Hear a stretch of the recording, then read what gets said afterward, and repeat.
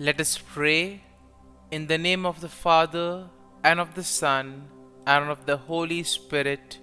Amen. O Jesus, through the Immaculate Heart of Mary, I offer you my prayers, works, joys, and sufferings on this day for all the intentions of your Sacred Heart, in union with the holy sacrifice of the Mass throughout the world, in reparation for my sins, for the intentions of all my relatives and friends, and in particular for the intentions of the Holy Father. Amen. Let us pray for the intentions of the Holy Father for the month of April.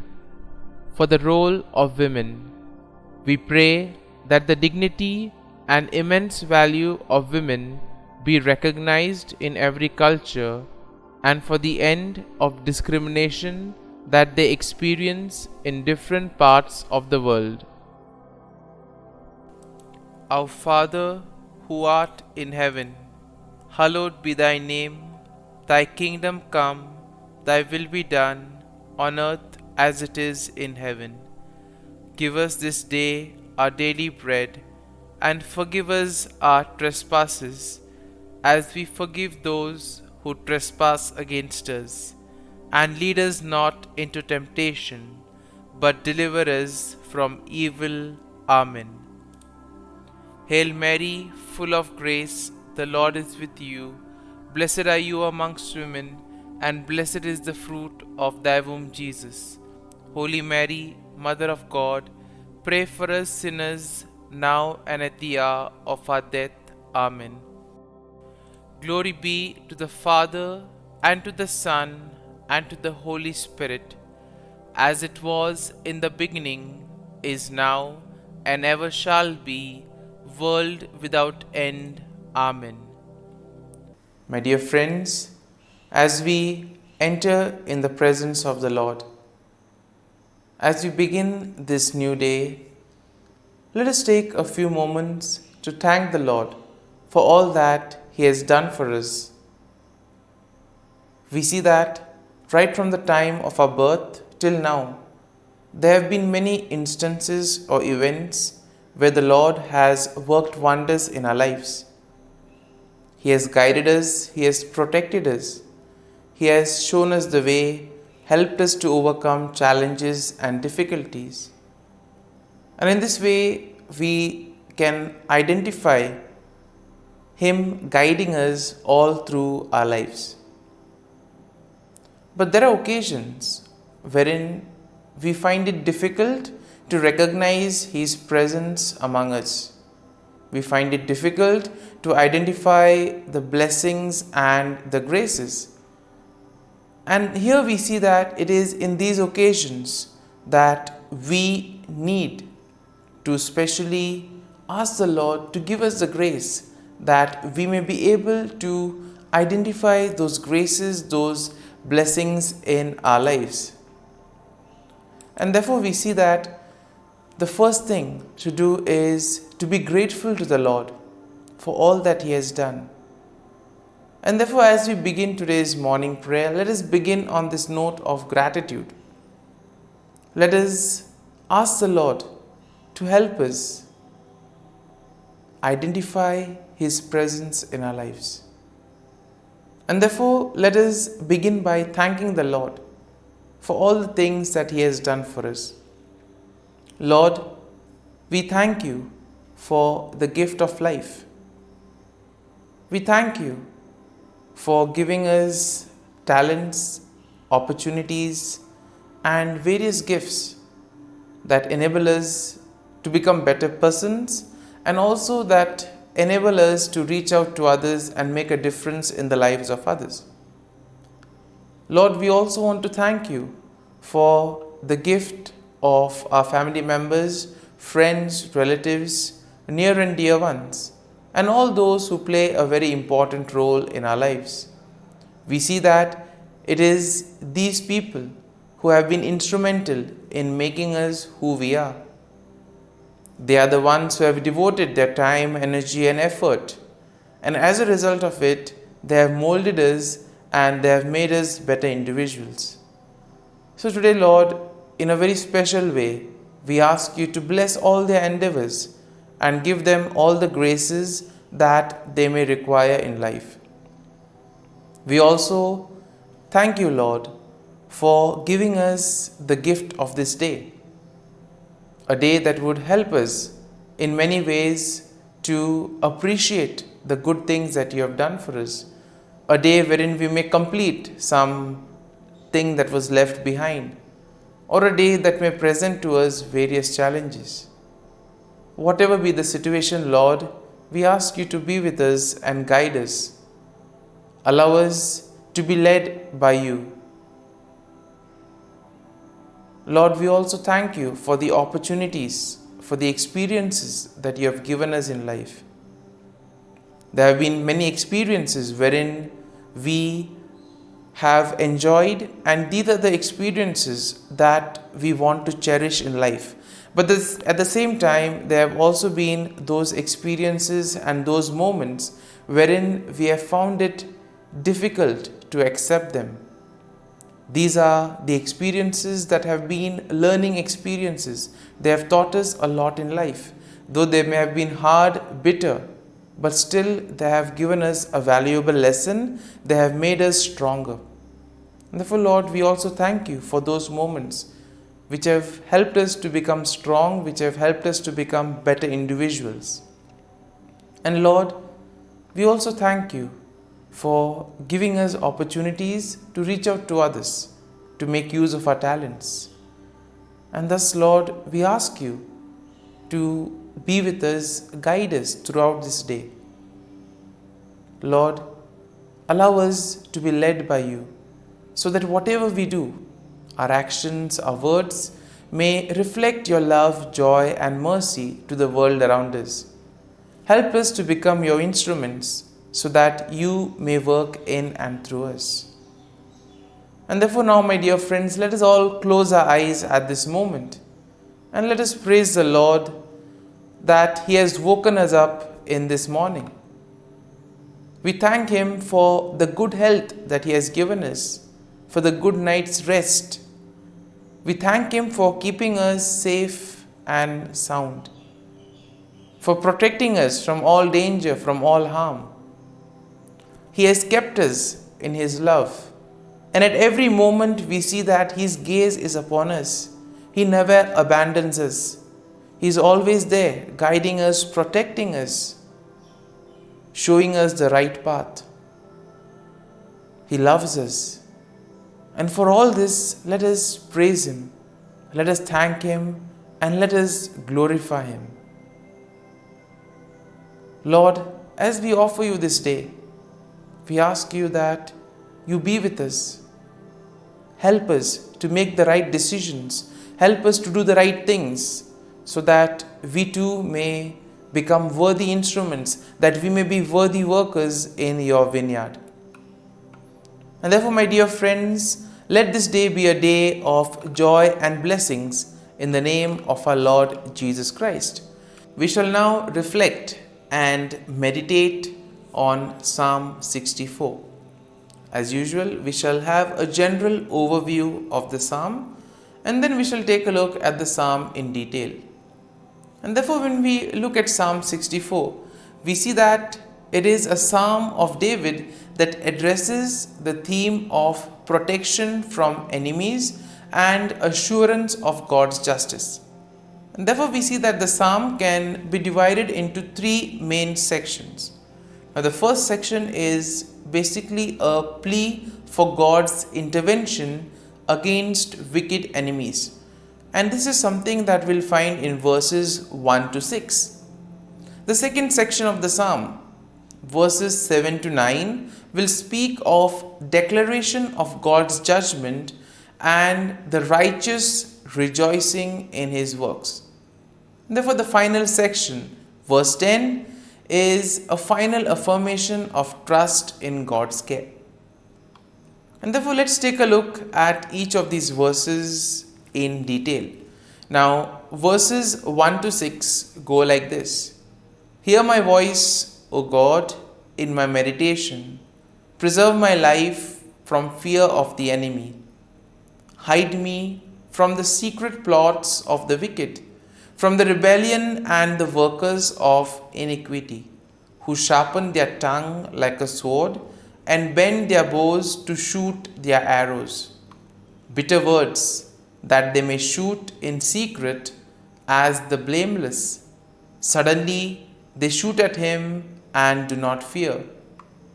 They encourage themselves in an evil manner.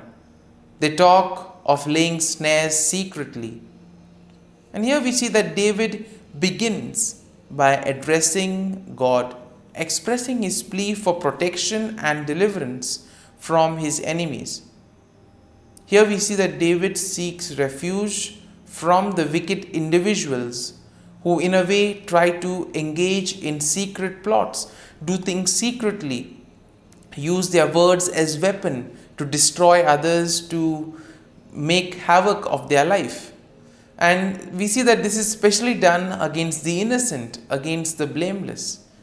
And in today's world also we have so many instances wherein the innocent are being targeted, wherein the cruel, wicked people use various ways in order to take advantage of the innocent and the blameless. And therefore, David here describes the deceptive strategies that his enemies use, and also the wicked people, and also the confidence that these people have in their own plans. They are sure whatever they do will work. And therefore, we see that David is suggesting to us that all these cruel, wicked people who have such wicked plans, these things stem from their heart. It is something that they conceive in their heart itself. Now, verses 7 to 9 go like this. But God shall shoot at them with an arrow. Suddenly they shall be wounded. So he will make them stumble over their own tongue. All who see them shall flee away. All men shall fear and declare the work of God, for they shall wisely consider his doing. Now in this section, David declares God's judgment upon the wicked. He expresses confidence in God's intervention, and thus he states that God will shoot arrows at them and cause them to stumble. In other words, God will take appropriate action. He will humble the proud. He will bring justice to all those who face injustice. And in this way, all the wicked, all those who do evil will be humbled. They will be brought down. And therefore, David envisions a scenario where the sight of God's judgment will invoke fear and will cause the people to recognize and proclaim the works of God. And therefore, the deeds of the wicked, though they are done in secret, all of that will be exposed. It will be brought to light. It will be out there in the open. And their plans will come to nothing. And therefore, all their plans will be destroyed. So therefore, David emphasizes the need to place faith and trust in the Lord.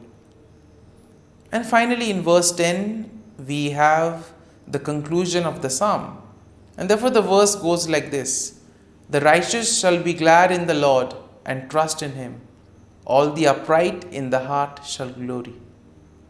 Once again, a consolation for all those who have been facing difficulties in their lives, all those who have been victims of injustice. And therefore, the psalm concludes with an affirmation of trust and rejoicing among the righteous. Finally, justice will be served. The wicked will be punished. And therefore, here we see that David declares that the righteous will find gladness in the Lord and they will place their trust in God. The upright in heart will boast in the Lord and they will celebrate his faithfulness and justice. And therefore, overall, we see that Psalm 64 presents a plea for God's intervention against the wicked enemies, and it expresses confidence in his judgment. It also highlights the deceptive tactics of the wicked and their plans to harm the blameless. And therefore, the psalm assures the righteous people that God will protect them, and all that they need to do is place their faith and trust in the Lord. It emphasizes the ultimate triumph of the righteousness and the recognition of God's works among His people. And therefore, the psalm will serve as a reminder that God sees and judges the actions of the wicked, and He provides security and justice for all those who do the will of God. Therefore, my dear friend, let us now spend a few moments reflecting on this psalm. There may have been many things that would have touched us. Could be a verse, could be a sentence, could be a thought or a word. Remain with it. Allow it to take root in you.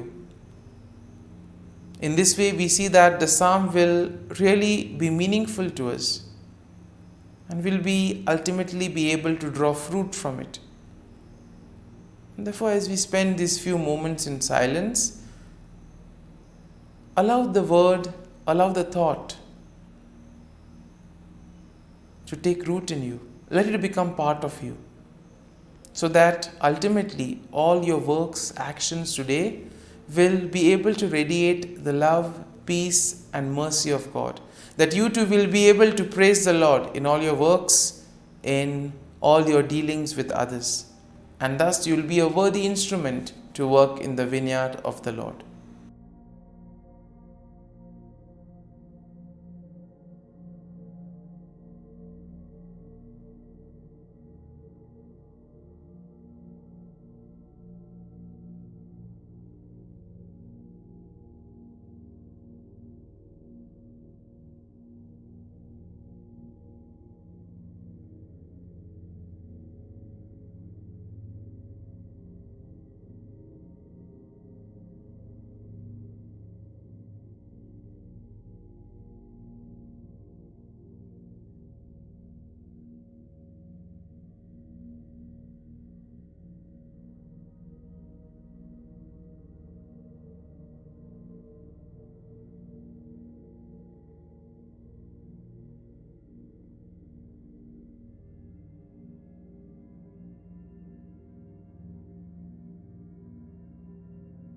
Pray to Saint Michael the Archangel for protection. Saint Michael the Archangel, defend us in battle. Be our defense against the wickedness and snares of the devil. May God rebuke him, we humbly pray. And do thou, O Prince of the heavenly hosts, by the power of God, thrust into hell Satan and all the evil spirits who prowl about the world, seeking the ruin of souls. Amen. Act of Adoration. O Sacrament most holy, O Sacrament divine, all praise and all thanksgiving be every moment thine. Saint Gertrude, prayer for souls in purgatory. Eternal Father, I offer Thee the most precious blood of Thy divine Son, Jesus, in union with the masses said throughout the world today, for all the holy souls in purgatory, for sinners everywhere, for sinners in the universal church, those in my own home and within my family. Amen. May the divine assistance remain always with us, and may the souls of the faithful departed through the mercy of God rest in peace. Amen. Glory be to the Father, and to the Son, and to the Holy Spirit, as it was in the beginning, is now, and ever shall be, world without end. Amen.